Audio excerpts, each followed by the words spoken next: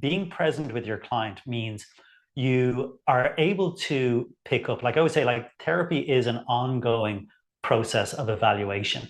That it's not, you assess the person and now I'm doing my treatment. That when you're present in that treatment session, the client is, or the body really is always telling you what's going on. It's just, is the therapist present enough to read the signs?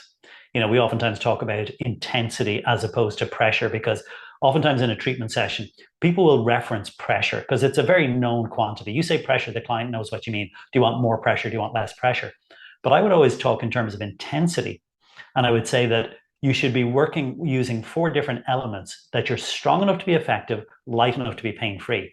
And that's area, angle, pressure, and pace.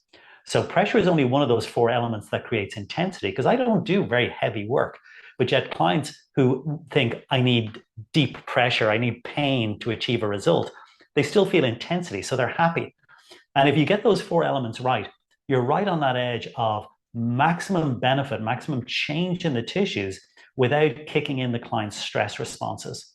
So you're really making the most headway possible. And if you're watching the client moment to moment, you'll notice when you start to become too intense, because even if they're the kind of person who says, I can take a really strong pressure, you'll notice they start to flinch. They start to breath hold. They start to tense up. When they tense up, it makes treatment less effective. And here's why. When muscle tenses, it pushes you back out to the surface. If the dysfunction that you're trying to address is a couple of layers down, you need those muscles to stay relaxed to address where that problem is.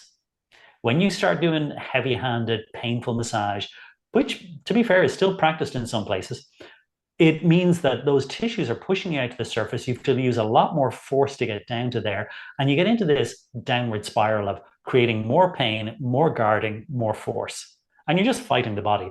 Whereas I think if you're listening and you're working with the body, then it becomes a much more graceful, flowing, impactful treatment, because it's actually achieving the result the client wants.